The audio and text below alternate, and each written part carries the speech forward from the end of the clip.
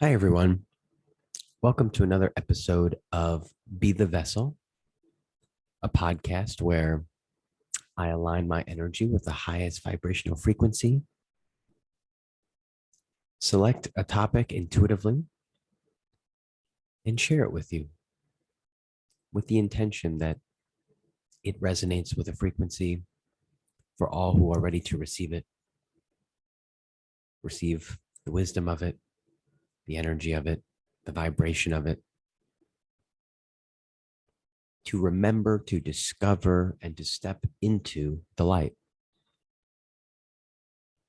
to shed the sticky feelings and beliefs and lower vibrational frequencies and energies that simply do not serve you, do not serve who you are becoming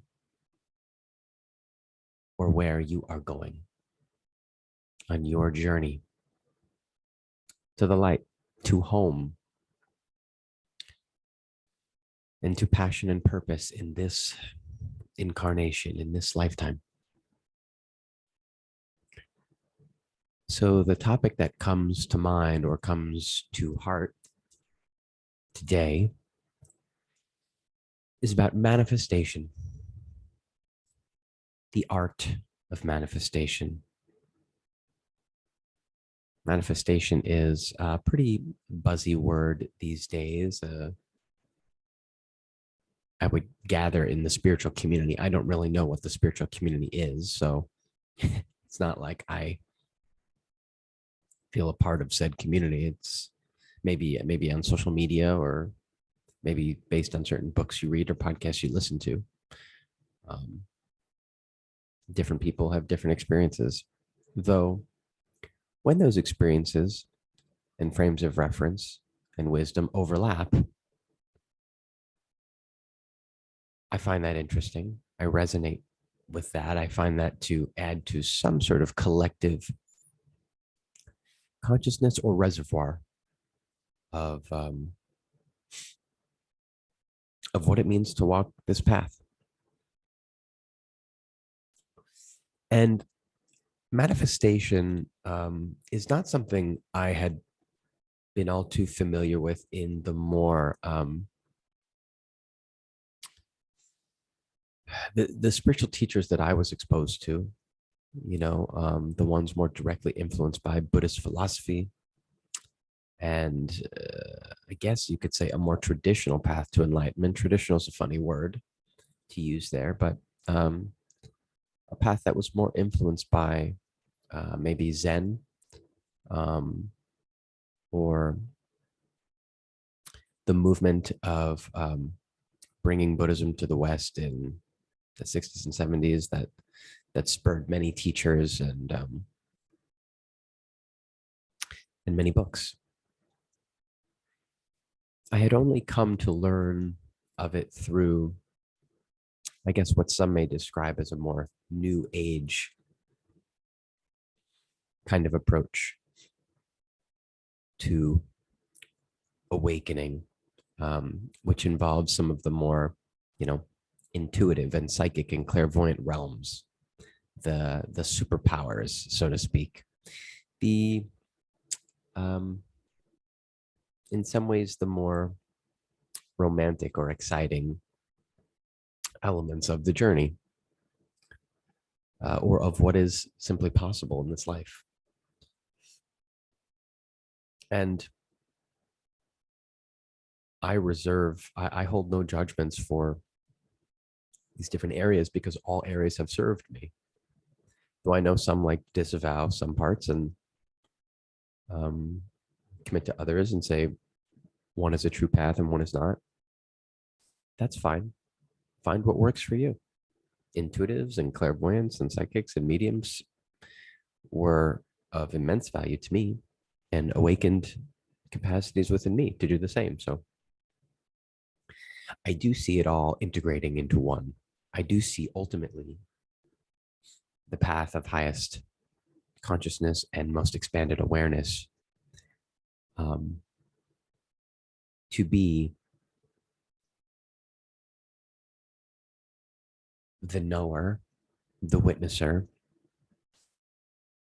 that which all else is projected from, the ego, the personality, even all of those intuitive and clairvoyant abilities come from a mind in connection to other entities, beings, spirit itself. Though the ultimate knowing is beyond all that. Um, it simply is presence, and it has nothing to achieve or perform. So I do believe that. Though I also speak from my experience, which is still at a place where I am called um, to manifest and to create and um, to light up my life and to see what's possible. And in the process, let go of a lot of trauma conditioning and karmic inheritance around things like money and success and um, how a life is supposed to look. So, try not to jump ahead, even if you align with what the Eckhart Tolles and Byron Katie's and Michael Singers say, that's beautiful. I do too. But I would be lying if I said I was ready to just be that, to just be presence, to just be present awareness. I think sometimes we may let the ideas lead rather than the heart. And in the heart space, there may still be lots of emotion energies to clear out and lots of exciting possibilities to experience before we may fully wake up, if that is really even in our astrological chart, or if that's really in our plan, our life plan for this lifetime. Maybe it is for me, maybe it's not. But when we surrender, we don't simply surrender and become a monk. You might, but you surrender to the wave of energetic propulsion within you, the different source of wisdom that may be yearning to create, maybe yearning to bring something to life, to build community, to use your gifts in various ways. So this brings me to manifestation. Now, maybe you see some on social media or just sort of colloquially in conversation, the term used to call in anything you want into your life. You want a Ferrari, you want a big house, you want a beautiful partner, just practice and call it in. Ask your guides and your angels, ask the universe and just call it in. Write affirmations on your mirror every day and say it out loud and just become who you want to be. And I don't mean to say that mockingly. I do support a lot of that process, vision boards, we are meant to ask, if not for spirit, then for ourselves. We're meant to, make it known to ourselves, give it voice, give it a voice, give what you want a voice. However, the other piece of this is that you're not meant to get too attached to what you're giving voice to. Otherwise, that simply becomes another attachment, that therein lies the difference between manifestation and simply ego attachment and desire. Otherwise it might just look like addiction. Well, I want drugs and I want them now and I want them to make me feel good. And so I'll keep doing them because they keep making me feel good. What's the difference between that and, asking for lots of money? It's not really about the thing. It's about aligning with what is meant for you and then proving over and over to the ego mind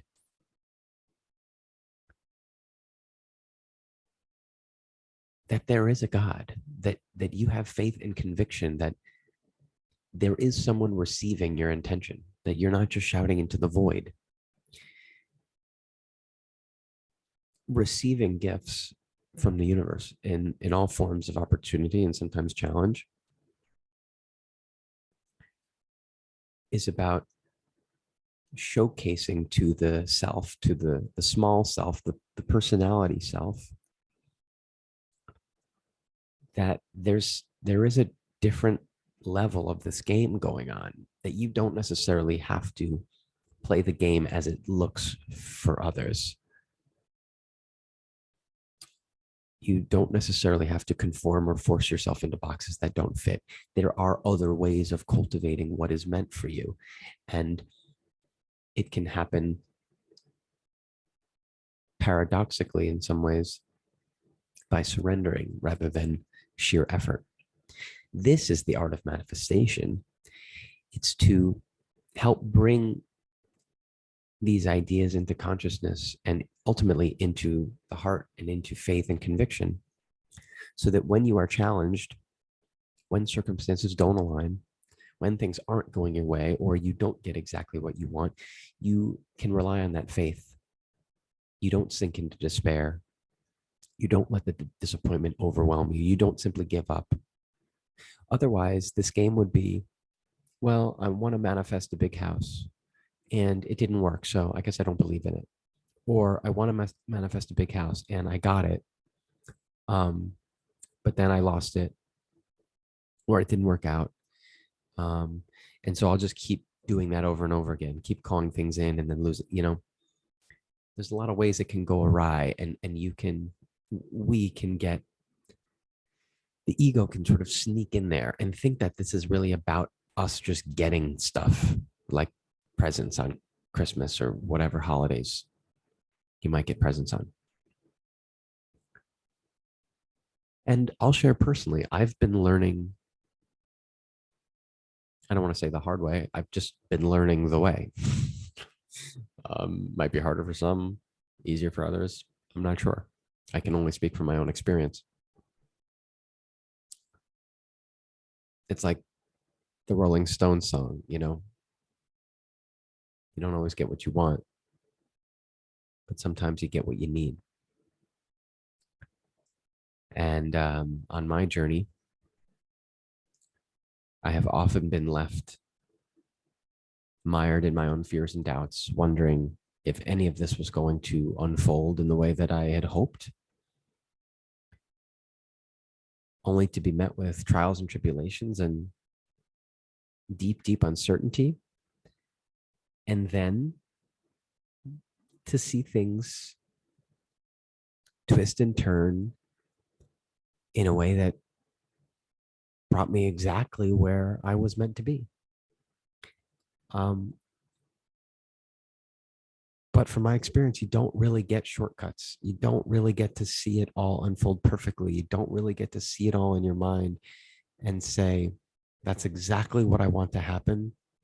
And then boom. Maybe for some it does. For me, the process tends to be one of co-creation. So you do your part. You set your intention. You sit in meditation in it with a foundation of joyfulness and playfulness, and envision, and allow that vision to be created not just by you, but by the intuitive heart space. It's not thinking. Otherwise, you're just going to create the most ego-driven things you can think of. Well, I want to win the lottery and blah blah blah. Maybe your ego does, but that's not necessarily what is meant for you. Consider that what is meant for you will actually be aligned with the most joyful life and resonant life for you. And that life is also provided by the vision of spirit, and your guides can support you in that and bring vision to you in meditation. So you may get glimpses, you may get pictures, you may get ideas. Write them down. Set your intentions, not just for what you want to get, but how you want to feel. How do you want to feel in your life? Satisfied, fulfilled, amused, with ease and flow and grace and love, We all deserve that. So that's your part. And then what happens in terms of like how the circumstances unfold is not really up to you. And the easier you learn that, the better, because you get thrown challenges. Things appear like they're all going to work out, and then they get snatched. My personal experience, so I've had a few experiences with housing on my journey out here. I thought I found the perfect opportunity to settle into Santa Barbara, have my own place. Turned out to be a complete scam. Thankfully, gratefully, didn't lose any money, but was bruised emotionally, disheartened, though right then is when the perfect place came through and, brought its own trials and tribulations and lessons to learn from. But it really was the place for me.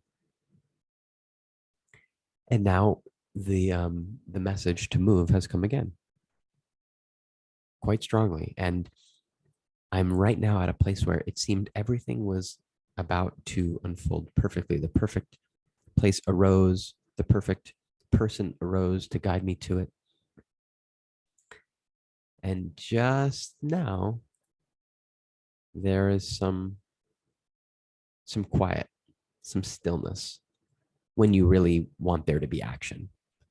Right when I'm ready to take some action, there's seemingly nothing to do. There's radio silence. There's potentially lost the place to someone else, and this is where the faith is tested. This is where the growth happens. It's easy to feel spiritual and spiritually aligned when everything is going well and everything is brought to you.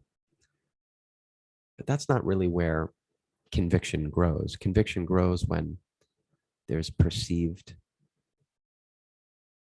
loss, perceived disappointment. Consider that this is a medicine too, and that these parts are just as celebrated by spirit as, the fun parts. It's all part of manifestation. When we move through these more challenging aspects of seemingly not getting what we want with as much ease and grace as we can muster, we see how much we've grown. We see our strengths revealed to us in those moments. We see the spirit tools we've cultivated, the ability to ground ourselves in nature, to get out of our thinking, to cultivate a playful spirit, to be the light. Even when it's challenging, even when it's weighing on you a bit. And I am continuously reminded that there is a plan beyond what I can see, that the plan concocted in my mind was never meant to be how it unfolded. I was only meant to set the intention, to share with the universe how I wanted to feel. The visions for myself and the visions you have for yourself, trust that they can all still come true, even when it's not, every step along the way isn't the way you wanted it to be. I didn't want it to go like this. I wanted to have a place already and the way I am, because I get a little impulsive and excited. I tell people, oh, this is where I'm moving. Yep, it's already working out. And even before I even have a place, and I'm not even doing much work because I trusting in spirit. And I get super, fluffy about it, and like, yeah, everything's coming to me, and I get super confident. And then I get a bit humbled. But there's no regret. I don't regret being that way. The message is not to not get excited and not envision the life and the possibility. It's to practice welcoming in the ebbs and the flows with just as much grace as you can muster. And look, We all enjoy the fun parts more than the more challenging parts. It's okay. You don't have to pretend to enjoy it. Not pretending like this is as fun as when I thought it was all working out as I had thought. But I am recognizing that my faith has grown based on how the journey has unfolded thus far. My faith has grown. I do have more trust in spirit than ever before, that more trust that as I have said yes, I have not really had to chase. Nothing I received, nothing that has unfolded for me thus far, did I really chase down or work really hard to get. The work comes in the faith and the conviction and the licking your wounds and releasing those energies of disappointment and grief. And because that's really the illusion. It's only disappointing to the the part of your mind that expected things to work out in a particular way. But when we breathe and surrender to what is and trust the messages that are coming to us, that we're still aligned. Even now, we're still aligned. I'm still aligned. I didn't do anything wrong. I didn't fail. And no one failed me. This is a medicine. This is a lesson for me to be with. And to even possibly enjoy the twists and turns, to laugh at it. How comical it can be sometimes.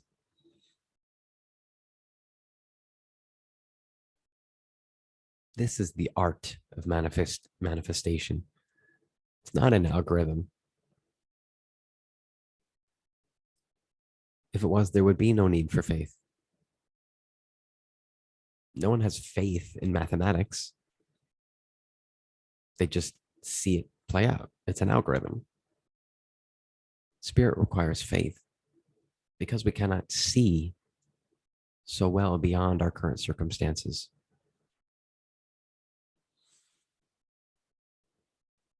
That's the mystery.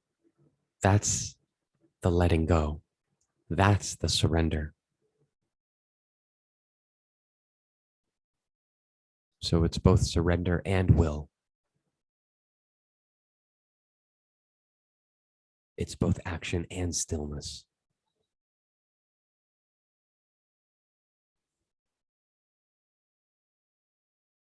Resist nothing, or practice doing so at least. And I look forward to coming on another episode of this podcast and sharing from the beautiful new home of my dreams.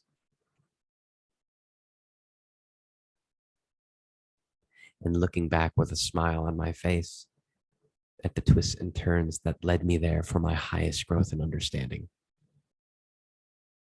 Because at the end of the day, it's not really about the place. The place is nice, but things, the luster of things wears off. The shininess of the gold wears off. What you are left with is the inner growth, the inner gold, the inner wisdom, and the inner love for the journey itself. It's not without pain. It's not without feelings of loss and confusion and what the fuck is going on here. But when those arise, we practice with breath, coming back to what we truly are, which is none of this, none of these games. These trials and tribulations are not who we are. They do not define our worth.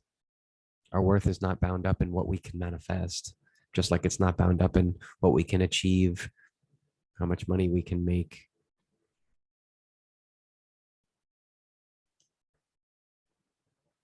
Our worth is already sanctified. It's already certified. It's already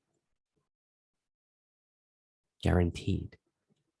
We're not doing this for worthiness. We're doing this just because, just to play this game. Because you're here, we might as well play. My calling doesn't appear to be going off into the woods and sitting alone. My journey appears to be